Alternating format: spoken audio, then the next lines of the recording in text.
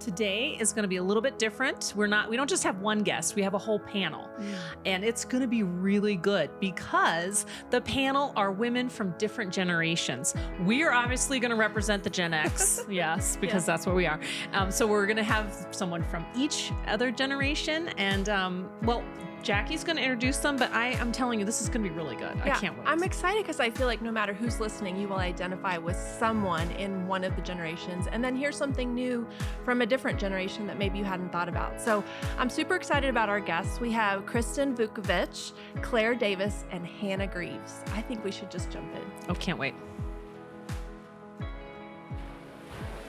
All right, ladies, I am so excited that we have you lovely ladies here with us. Why don't we just start our time together by telling a little bit about ourselves and about your family. Kristin, you want to kind of kick us off? I'm Kristin Vukovich. I'm married to Boris Vukovich, and we've been married 44 years. We have 4 children, 4 in-laws, and 11 grandchildren. Wow. Yeah, and I'm a native. Extra point. Okay.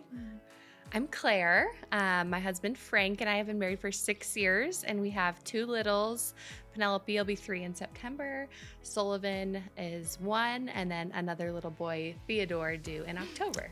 Yay. And then, are you from Colorado? We have to start that. Yeah, I guess. I like it. I think I was native. I've been here since I was 5, so I'm That's close. semi-native. Yeah, that's really close. Well, it's not the same. Depends on who you ask. I'm not the same. She's very passionate about it. I like it. I'm Hannah Grieve. I got married almost a year ago. In 2 weeks will be our anniversary, and I am on staff here. I work in kids ministry, and I am a Colorado native. I've been here since I was born, and Then that does count. It's rare that I am the odd man out. You're not only. I wasn't born here. Okay. I'm not a Stacey, were native. you? No, Okay, I'm not so a native. you're not alone. Okay. It's okay. we're the tried and true. You're our anchors in Kids the are room. natives. Partial. All right. Well, let's start with maybe a fun question to start off with. What about sharing? What is your favorite or best aspect about your generation? I mean, I'll start because we're representing the Yes. Gen X, Yes, right? we're Gen X. Yeah, and I feel like it's funny because we kind of represent the different aspects of every generation. There's always like the high end and the low end, whether you were the older of that generation or younger. And I feel like I'm obviously the older. You would be the younger of the Gen X. But I wonder if we would say the same answer. So I'm curious today. But I would say probably from Gen X, I think the most, the favorite thing of mine about our generation is that we were really all about being individuals and being independent. So individuals and independent. I think that we still stayed true to that. Okay. I mean, mine might go kind of hand in hand because I was going to say adventurous. Oh, okay. I feel like our generation definitely was like on a summer night or day, you would leave in the morning and be out in the neighborhood, and you didn't have to come back until the lights came on in the neighborhood. And that's how you knew. Or the TV reminded your parents, do you know where your kids are? Then it's time to get home. So I feel like we were very adventurous. So and independent. And definitely. Yes. Yeah. How about you ladies? Yeah. I think when I think about generations, I often relate them to technology. And I don't know if that's because it's such a hot topic right now or what that's it is. because your generation. Yeah, it could be because of my generation, right? But as a bottom end of millennial, I think that what was really special is that we didn't have a technology-free childhood. Maybe the older end of millennial did, but I had a mostly social media-free childhood, which I think was a really beautiful thing that's hard to do in today's day and age. That is a good thing, a bonus. I'm Generation Z. I guess I'm kind of mid-range of Gen Z, but I would say we grew up with social media. I mean, I grew up with a computer. I mean, the BlackBerry was coming out when I was like 5. So we did not. My first phone was an iPhone, and I had social media starting in 5th grade. So like I grew up social media presence for sure. But I think something that's really cool about Gen Z is that they're a pretty meaningful generation, that they are really passionate about finding a meaning for their lives, but also what they stand for, and just trying to understand, what is good, what is bad, what's the in between, and really having those conversations. And that's, I think, due to social media, is that they see a lot of different ideas and a lot of talks about purpose and what is good, what is moral. And I think all Gen Z is really trying to find purpose and meaning in their life. And from the conversations I've had in my circle is that we're always kind of obsessive about meaning, like what's going to be my purpose, what's my calling. And I would say that's a really cool aspect about Gen Z that I don't think is painted very often. Mm-hmm. Very cool. Yeah. Mm-hmm. What about you? You've had Well, plenty of time. You something good? But that distracted me. So, I'm a tail end of the boomers. And I would say maybe integrity, because we followed the greatest generation, who they really were just across the board great. And we have more of a mix of people, because the 60s and all, everything changed a lot. But I think by and large, we were fairly safe morally. There wasn't all the strange stuff happening. And I think people were more about God and country a little bit. We had TV, but we didn't have, the TV was a great invention for us. Interesting. Okay. How about, let's just talk a little bit, because you mentioned it a little bit, Hannah, about hopes and dreams and fears. How do you think that's changed over the generations from a this side of the room perspective upwards, and from an older generation down? How do you think that has changed over the years? Yeah, I think a lot of conversations I have with my friends, especially because I'm kind of the age where we're all starting to enter the workforce, and we're, starting to think about families, and kind of generations above us, kind of like millennials, I guess really fought for, especially women, to kind of be able to work. And whereas my mom was kind of pressured to be a stay-at-home mom. And so we're all kind of trying to figure out like what's good. But I think in generations above us, even older generations, a lot of what you did was kind of whatever your family used to do. And you just kind of went into the family business, or you just kind of did really practical work. Whereas I think a lot of Gen Z is trying to find happiness and meaning behind their work and what they do. Because I think they want to represent what they believe in what they do. And so you see kind of two sides of Gen Z, where some of us are really seeking a future in tradition and kind of conservative values. And then you also have another whole side of Gen Z that wants to kind of continue what generations before us have fought for, which I think is really beautiful. But we've become really divided. But we're all trying to find meaning. But we're debating with each other, and we're not really agreeing on what is good. And I think that makes it really hard for Gen Z, because we're just trying to figure out from the generations before us, but also with each other, like, can we agree on like what is good and what is moral and what can we hope for? And I think as Gen Z, we get so caught up in having meaning behind everything that we do that we just don't follow what God wants for us. And we just get so caught up in fearing that God's going to get mad at us, or he's going to punish us for doing something wrong or choosing the wrong thing. Whereas I've had some conversations with some mentors who were like, you're going to make stupid decisions in your 20s. And I think that was the most freeing advice that I've ever heard, because it helped me realize that God has our hopes and our dreams. He is the meaning. We can't find meaning in our work. We can't find meaning in family or kids. We have to find it in Christ and Christ alone. And the reward is to share the gospel. And that can look so different. That can look like being a nurse. It can look like being a stay-at-home mom.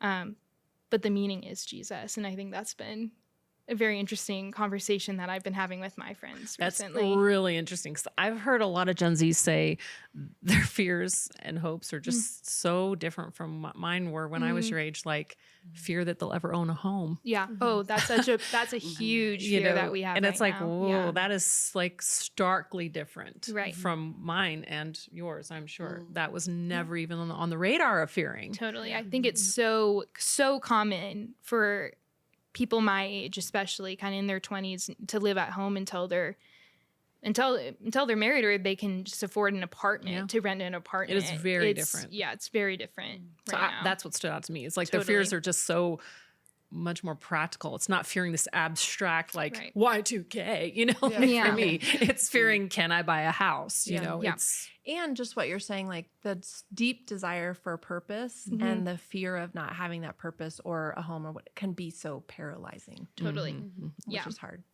Yeah, and I think COVID kind of plays into it too, because we know what it's like to have really like essential things taken away from us, like socialization, school, even.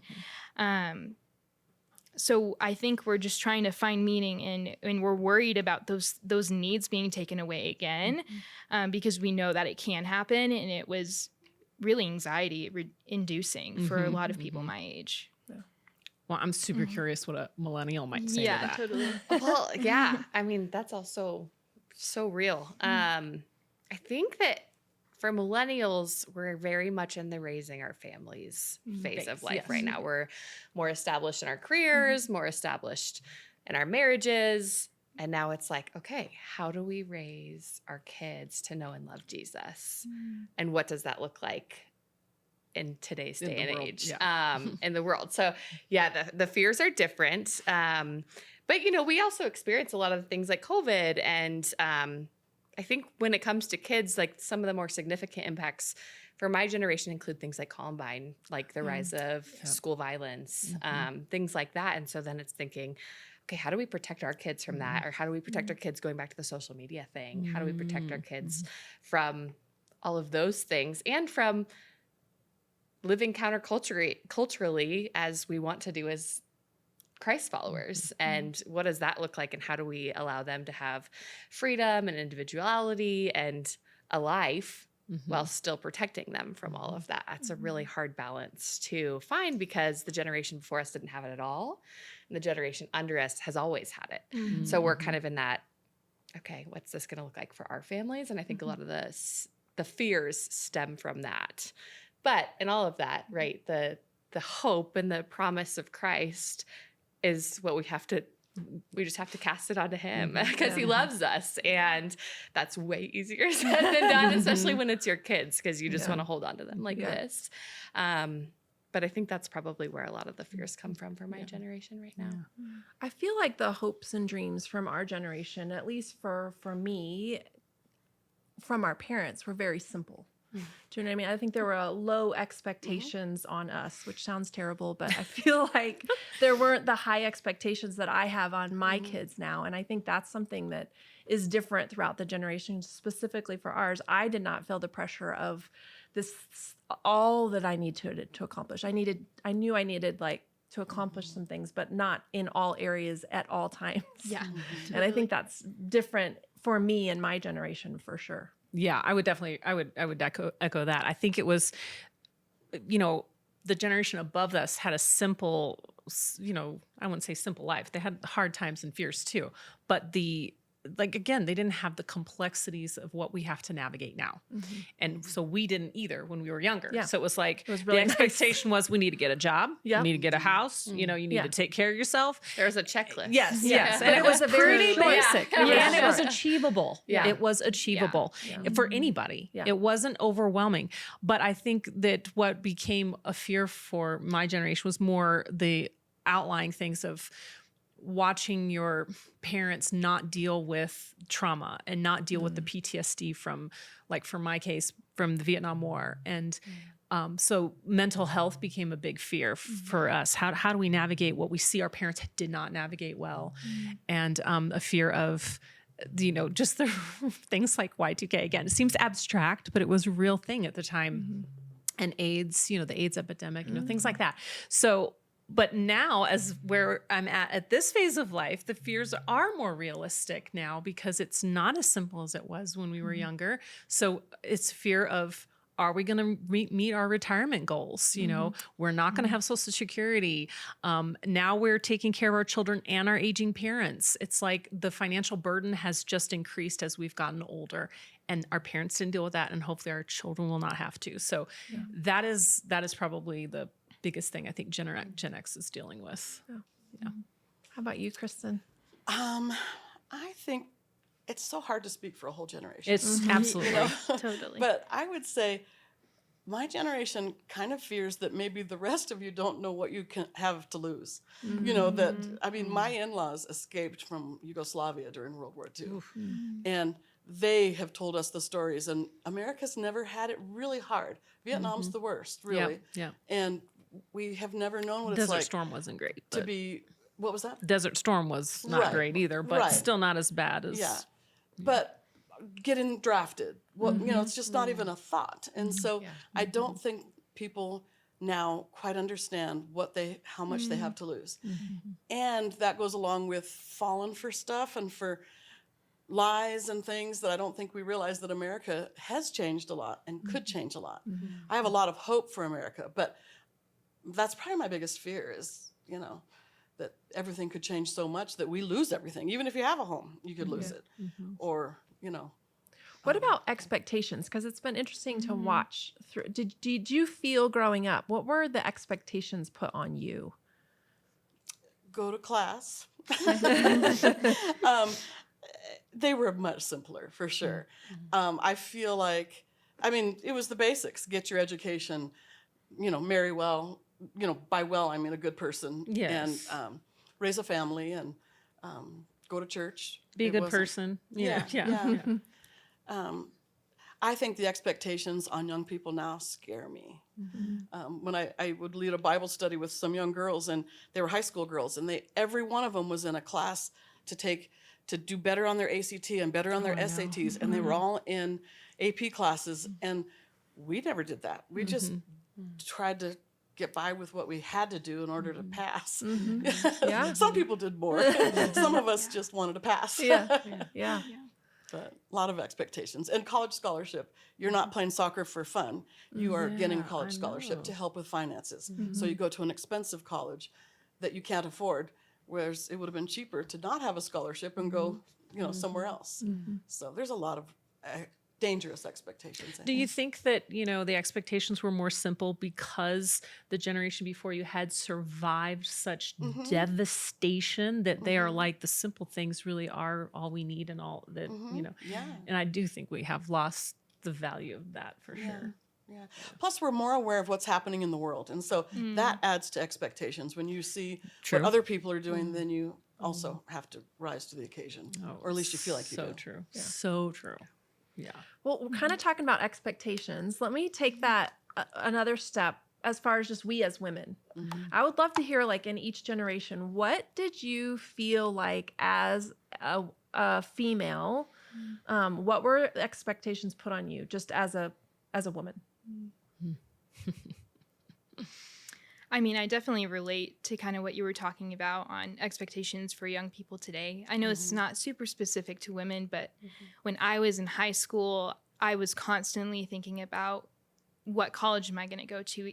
Beginning in my freshman year of high school, I'm 15 years old at this point. I don't know really what I want to do with my life, and I think that's something we put on younger people now is like, you got to figure out what you're doing with your life at 15 years old, whereas in my 20s, I realized, like, I don't think I'll ever know what I'm going to do. And generations before me have told me, like, you're going to do many different things in your life, and that's okay. But there is that expectation that you should have that figured out so that you can start taking AP classes and taking these college level courses that, in my opinion, I think a lot of students aren't equipped to handle, but they have to in order to afford college. And to be things to all people, to be social, to be well known, to network yourself, because that's how you get jobs a lot of in these days. And but also trying to figure out, you know, do you want to have a family, or but also you need to be strong enough to not have a man in your life. And you need to be able to support and finance yourself is something that I hear from a lot of women my age right now when they want to get married, but they feel bad for wanting marriage because they think, well, then I'm weak because I'm not able to, rent an apartment by myself or buy a home by myself first. That you have to build this sort of independence as a woman before you can become tied to a man, which I think when I got married pretty young. And so I heard a lot of that. Like, you're wasting away your years and you're so young, like you should have this money saved, you should live on your own. And like, that was just such a big burden where I'm like, why can't I just grow up with my best friend? And it's not bad to want to get married. And, I had a lot of arguments with friends and family about it, but there's just so many expectations of you have to be independent, but also have a family and raise kids. Like there's just all these expectations, but you have to start thinking about that at an incredibly young age. And I think that's super unrealistic. I would agree with that. Actually, it's so interesting to talk to you about that and see how everything is just kind of almost like a pendulum swing. Because I remember being a kid and seeing my mom. I mean, I know for a fact when I think it was, I'm trying to remember, I was definitely under 5, but the conversations happened, my whole life. But that monumental moment when my mom was able to get a credit card without, in her own name. Yeah. And I just remember it impacts our generation, like me and my friends. It impacted us in a way that we were like, it was oppressive. And it was, I remember being a child and seeing so many women that were just not treated well as a wife, and they had no seeming choices or options. They even if you could get a job, it was not the same, Right. So it was like a something freeing to be like, you can be an independent person. You can earn your own money. You can live a life that's separate from another human. And so it was a privilege, not as what it has become to you is another shackle, a new shackle. And that's the sad thing, where you see it really is the pendulum swing of something that was intended to be good has now become something probably negative. But hopefully we can come back to the middle. We swing back to that middle ground where it's like, we can all, embrace and encourage each other to do what works for us as women, whether that be marrying young because you found your person or taking care of yourself and being independent because you don't have to be married, To piggyback off that, I feel like in my formative years, I used to always hear there was a book or something that came out and it was called You Can Have It All. Right. And it was, I remember that.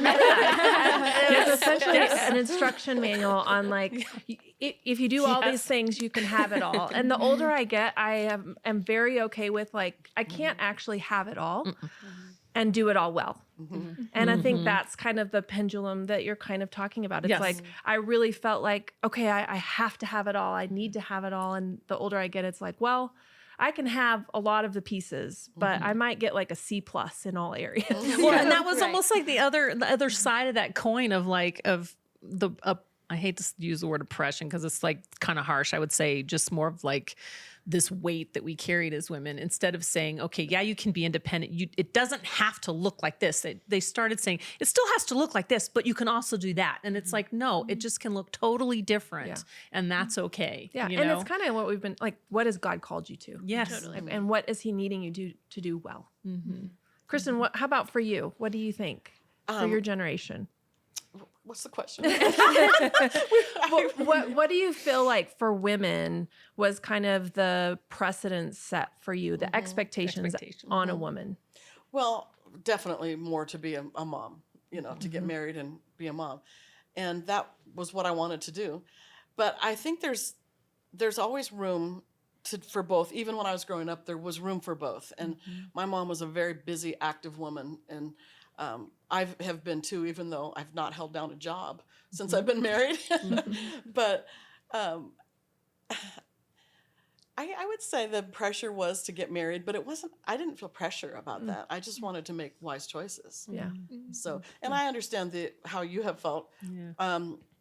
We have a rental house, and it's in my name, and I'm in charge of it as one of my things I do. And we decided to put both our names on everything so that to avoid probate or whatever you deal with when someone dies. Well, once my husband's name got on the house, all the mail goes to him now. Everyone, and I just thought, those dummies, he had no idea what's going on there. This is my thing. Now you know it's junk, though. That's how you know it's junk Well, mail. somebody I need to see, like, some help I might need, you know. Yeah.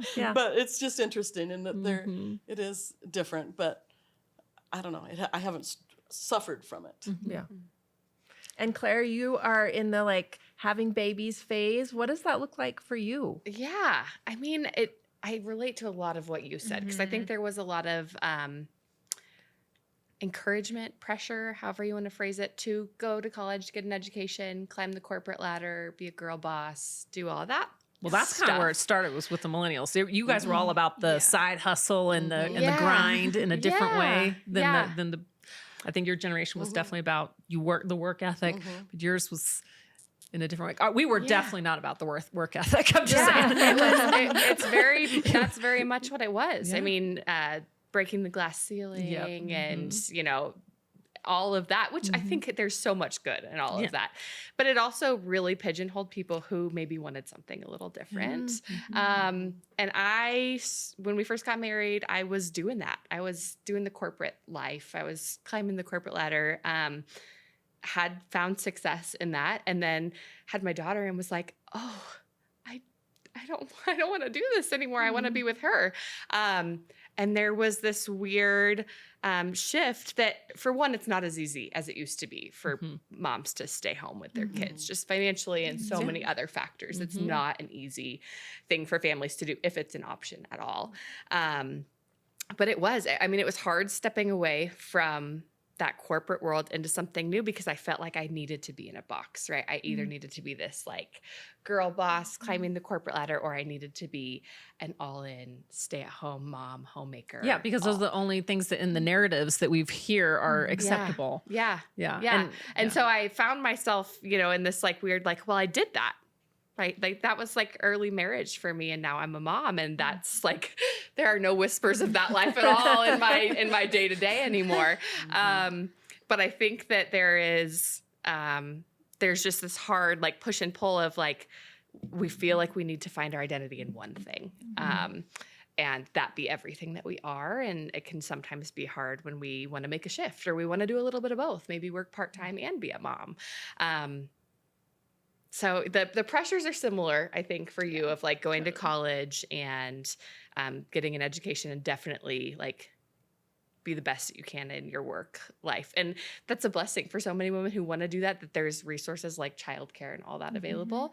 And I think that's amazing if that's what God's calling you to. But it's also like, what am I supposed to want? Because there's so many options now, which is a beautiful gift.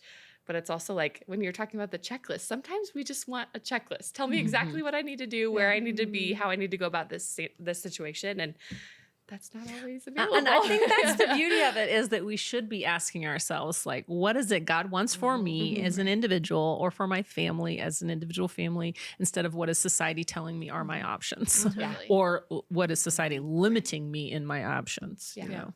And where, you said it so well, where is my identity? I heard someone say this in the last probably 6 months, because I had a real identity crisis when I went from a working mom to a stay-at-home mom. I had a real identity crisis. I was like, who am I? And eventually, like, I was like, I am a child of God.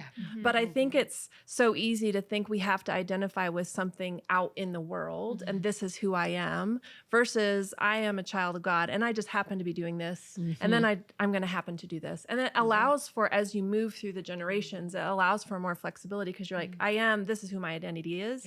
And right now I'm a stay-at-home mom, and maybe I'm a working mom, and maybe I have a rental place that I'm running, but it allows us to have more freedom in it when we are, our true identity is in something that doesn't change versus something that changes all the time. Totally.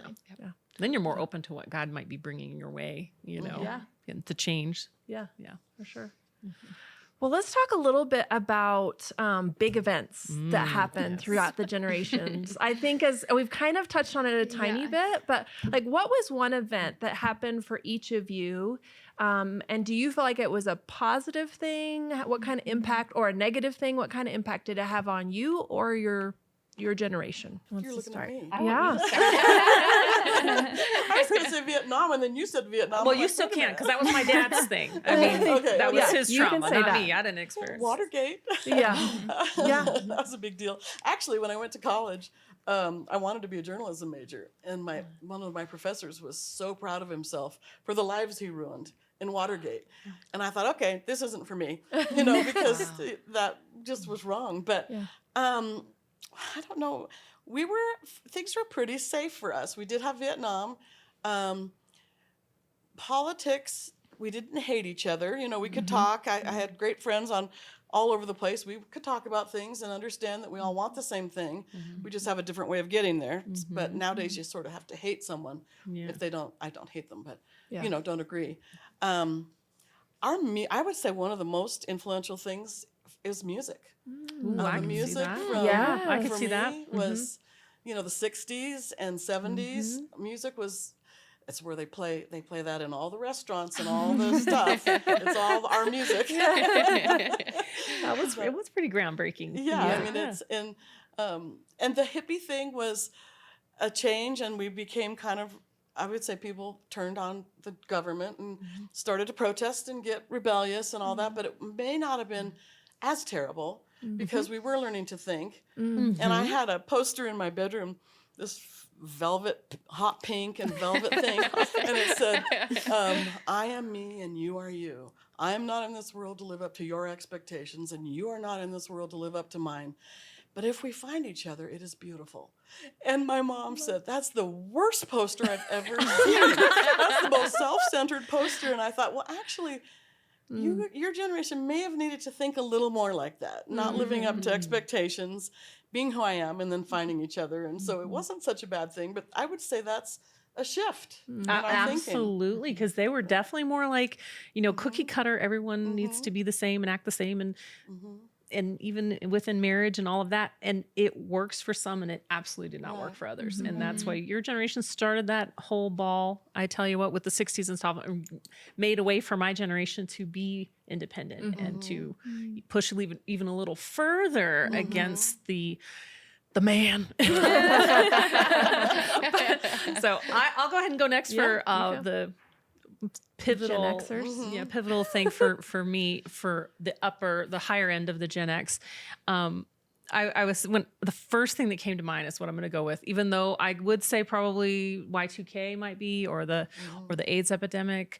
But for me, it was the Challenger disaster, because I was 15 years old when that happened. And it was like prime time, like big hype with the whole school, because, it was the teacher was going to be on and it was just like, we had a whole unit on it in science. And I mean, you remember the big, deep, round block TVs? They wheeled it into the room on the wheels. And I just remember being absolutely devastated watching that happen right before my eyes. Do you remember where you were when you watched Oh it? yeah, in the classroom. And I just remember the teacher just froze, turned it off, said, I'll be back in a minute. She walked out, and we could hear the teachers talking in the hall, and everyone's like, what just happened?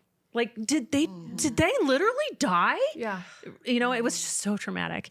And then the teachers came back in, and they were just like, well, we're going to go on to the next subject. And we were like, what?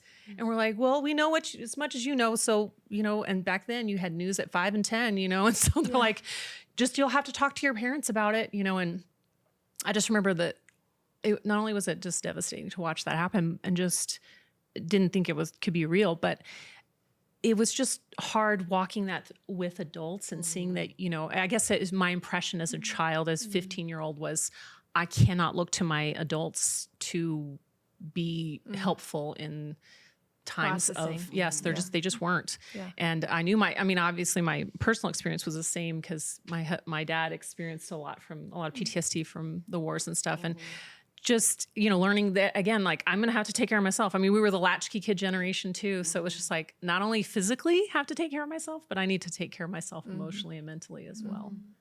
So That's a good one. I remember that. I remember right where I was. I picked Y2K. yeah. I did because People were crazy. Yeah, people were crazy. And I think definitely like for the Great Depression, it was hard. And people hoarded things after the Great Depression because they did not have. And so they hoarded. And I think Y2K was the beginning of the what if. Because you had, and then you like hoarded what if. Yeah. And I think that definitely was a mentality change in that like there was no longer like you had plenty, but why am I also still feeling afraid and needing to like accumulate all these things? Yeah, it's when the I've always guarantees were had. gone. No more Right. guarantees. Yes. And then Y2K came and went and nothing happened, but yet there was still this what if and a little bit of the hoarding. And I think it's definitely lessened as the years have gone on, but there was a section of time where it was just what you just didn't know. And so it was this fear and you're accumulating, and I think it definitely had an impact. I think it's a distrust in the tech too. Like that's why I think the biggest misconception about Generation X is that we don't know how to use tech. And I'm always like, no, I'm not that generation. No offense. But I think the difference is, yeah, exactly. I think the difference is we know how to use tech and we know how to benefit from tech, but we also have a distrust with it. Yeah, that's and fair. I think that came from that Y2K. It's like, also we know what it was like to live without it, and we were happy. Yeah. We know what it's like to live with it, and we're happy too. But I don't we have trust this. it. We don't just trust. Yeah. No, I still would like. I am looking forward to self-driving cars, I will say, because I do love my independence. And when I start to lose my license, I still want to get around. But I still don't trust them. Yeah. I don't trust it. I'm with you. We can ride in the same car and panic together. Yeah. Claire? It is hard to kind of represent a whole generation because being on the younger end, So just speak for yourself. being on the younger end for myself, I think it's COVID was really huge because for me and people on the younger end of millennials, that was graduating college, getting married, and having babies. Like that was kind of all those years. I mean, people who had weddings completely canceled, like with 2 weeks notice, or told, hey, you might have a 200-person guest list, but you can bring 25. And it's like, okay, what do we do with that? Or people having their first babies and then not being able to see anyone for months and months and months. College graduations canceled, big life events Weddings in your canceled. early Yeah. adulthood are getting rocked.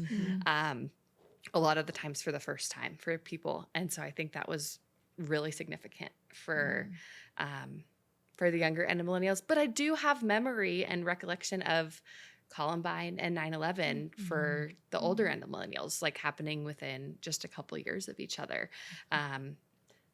There was a couple good years in between where I can't really think of anything. But I think that those are the big ones that come to mind.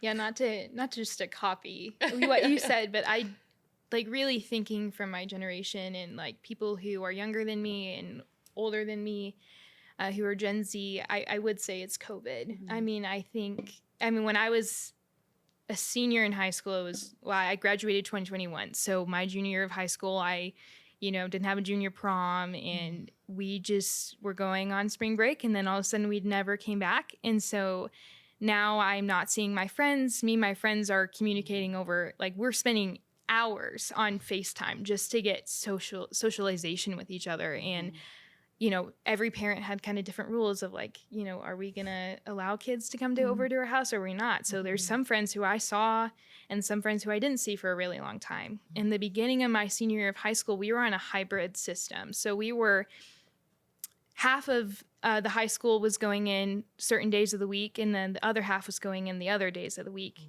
And if you weren't there, you're doing online school. So my friends and I literally got separated our senior year of high school. And like, that's just like such a fun year. And it was a fun year because at the end, we did get a prom, but I'll never know what it's like to go to prom without a mask on. And everyone's outside because it's so hot in there dancing and whatnot. And so we're all outside with our masks off, just like, oh my goodness. And so I don't know what a normal senior year is like. But also going my first year of college, I'm wearing masks in my dorms and we're kind of navigating around this. But also just being locked up in our rooms with social media and technology, we're just exposed to so many ideas and things that we shouldn't be exposed to, and influenced by a lot of different things, because we're just trying to grasp for whatever we can, because everything was being taken away from us. It felt like things that were really important to us, and especially, having now like worked in schools, I see a lot of kids who were just academically and developmentally just impacted by COVID because they weren't in school, and socially and mental health. Like we are an anxious and depressed generation, I would say. It varies on levels, but I think all of us, struggle with anxiety and depression because of COVID and everything being taken away. Yeah, and especially when you were a Christian teenager in that time, like, God, like, why are you taking it all away? It's like a really big question to wrestle with when you're 17, 16 years old. It's so interesting, because that's one thing I found that can be kind of the same in all of our generations. We all experience fears and hopes and struggles, and there is traumatic experiences in every generation. I mean, when I talk to my dad, and thinking about being 17 or 18 and going off to war, Right. I'm like, how did you recover? How does one recover from something like that? And especially with not even anywhere near the support we have now, as emotional support we have now. And so it does make me beg the question, why has it not gotten any better as we've moved along, And I do think that you're correct in saying that it's because you're exposed to things you're not equipped to handle. And that's what my father would say. He's like, well, we didn't see everything all at once, all the time, like this generation is. So it is not meant for a single shoulders to carry. It's too much, So, We're always knowing like what's going on across the world. And I remember all the negative, all the all the time, that's everywhere. all we're seeing. In your pocket. In your pocket. And all I had was one visual experience was too much for me. Yeah. Is what I'm saying. And you get that all the time. All everywhere. the time. Yeah. We're exposed to a lot of things that, I don't know if I like always ask, like, did God design us to know all this at once? And I really don't think he designed us to know all the bad that's happening in the world all at once. Yeah. Well, that would even beg the question that is like, God is all knowing. He does know all the bad that's happening all the time. And he knows all the good that's happening. And he has said that we will never know everything he knows until we're with him. And so I believe the answer is no, we're not meant to. Right. We were not designed to. And I actually was reading out of Genesis this morning, of the tree of good and evil. And we were actually truly not designed that way. We truly were. Yeah. And that's what we're experiencing. Totally. It's like we are not God. Not built for have that. you seen that movie? Is it Bruce Almighty? Yes. Where he's God for a little while. And he gets the email of the prayers, and at first he's like, "Oh, I got this. Yes, no." And then all of a sudden it's just like millions and millions and millions, and we just weren't designed for that. So, yeah. Well, ladies, I think we could sit around and talk, and we'll just maybe have to do this again. I know, I could keep on going. I'm like, let's keep on talking. But maybe a good way to wrap this up would be like, why don't each of us go around and say something we admire about a different generation? I can easily do that. Yeah. I can easily do that. Yeah. I love the older generation because they did bring such stability and goodness of just being how to be a good person, how to be kind, and also how to have a good work ethic. Again, even though my generation and me personally did push against, I don't want it to look the same way, I still know what it means to be good. And then for the millennials, I remember being at work and people were, this is not where I work now, but a previous place, and they were knocking the millennials big time. And I'm like, what is your problem with the millennials? and they're like, well, what do you like about them? And I literally had no problem saying, I love the fact that they do have similar work ethic to the generation before me, you know, that's admirable. It just is different. It's like that side hustle. They're still like, how can I make things happen? But also you really push against things and to make the world a better place. Like you were the generation, we were against the man, but then we were just like punk about it. We didn't make things better. We were just like, we're not going to do that. But you made it better by saying, yes, like let's recycle. Let's like, you know, you made companies rethink how they do things. I remember someone saying, yeah, it's because of the millennials that, you know, motorcycles might become extinct. And I'm like, well, is that necessarily a bad thing? I don't know. You know? So I did love that about the millennials. They're like, they really made us question how we're spending our money, what companies are we investing in, and things like that. Things that I think my generation just didn't even think about. And then the Zs, I think we're kindred spirits in a way. And I think probably this generation, because, you know, we are about like constantly questioning, but why? I don't want to just go to work and work for the same company for 20 years. What if I don't believe in it? You know, we really were like, why are we doing things? What's this about? And how can I do it? And how can I be authentic, you know? And I think you're the next generation that really also talks about authenticity and being true to yourself, and also trying to find your way to still being a Christian, you know? So it's I do appreciate that about you. And I also feel for you for being exposed to things that shouldn't be. And I just barely got a taste of it, and it was too much. So yeah. So next. Oh, that's a tough question because I can't tell them all apart. You don't have to go through each one. Just pick one generation. Well, most of my kids are millennials, and so and they're just fabulous kids. They're all great, and then one's sort of closer to Z. So I do like the way they think. I like the way they ask questions. Everything's not just a given. We sort of took things as a given, and then once in a while we would question, but I think there's a healthy way to have all that. I think there's a lot of hope for the future. I feel like the younger people are starting to kind of come back to the Lord in a way that totally. America as a whole has sort of turned. We've become very worldly, I think, and I think the younger kids are the ones that are kind of waking up to it now and saying, well, how did we get here? So I really, and I see that in your generation too. So, and you guys are awfully close to me, so I'm not sure. We're the ignored generation. It's okay. I would say something, I guess, kind of from all generations is just fighting for the generations below them, especially when it comes to choice. Though I think choice is very paralyzing for Gen Z right now because there are so many options, especially when it comes to work and college and school and whatnot. But I do appreciate it because I feel like it allows me to really dream with God on like, how do I want to share the gospel with those around me? And I have the choice to do that independently and you know, as a single woman, or I can do that married, or I can do that in the workplace. I can do that at home. And I think all generations before us have really fought for us to have the choice and the ability to either be independent or to get married, and both is good and okay. You know, it's been that pendulum swing, but no, I really admire the ways that older generations have fought for us to have the things that we do have now. And it's just now learning how do we handle all those things that we've fought for to make it really beautiful. Literally fought in wars. And then just fought in spirit. Yeah. I think something I admire about the boomers is how adaptable your generation has been. Like, I just think about how starkly different the world looks from when you were kids to today. It's like gotta be a little shocking. And how your generation has been able to find their identity in Christ, but change with the times, right?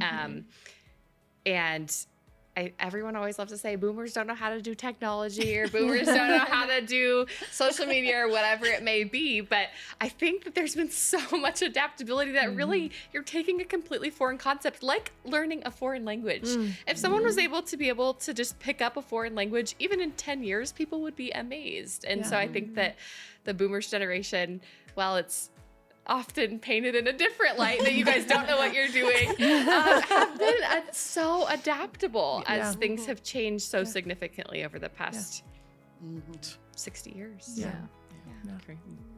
Well, for me, I would say for the younger generation, I'm so inspired by the younger generation and the thoughts, and it's just like, it really is inspiring to just be around you, let alone like have conversations. So I'm so inspired by you guys. And for the older generations, including me, well, I wouldn't include myself in this compliment, but I want just the steadiness of it. It's like watching someone that has been through hard things, yet still like can walk the walk, not just talk it. So just honored to be in this room with all you amazing, amazing ladies. To wrap us up, Stacey, do you want to just pray? I would love to over? pray. Thank you so much. Dear Heavenly Father, I just thank you for this opportunity that we can just all talk about what we've experienced. And it makes me think of that quote that seek first to understand and then be understood. And I just love that idea that we could just learn and come and understand each other and understand our different experiences so that we can grow closer together, Lord. And may that be what we accomplish here today, that we can open our minds to loving each other more because we understand each other better, and that we can see the similarities in our human experiences, and that we can collectively have hope for our future and our future with you, Lord. We thank you for your goodness and your mercy. In your name, amen. Amen. This podcast is hosted by me, Jackie Carlson, and Stacey Ludwig. We are mixed and edited by Andrew Leopard. Our senior producer is Colin McFarland. Anchor and Waves is part of the Mission Hills Podcast Network. Thanks for listening.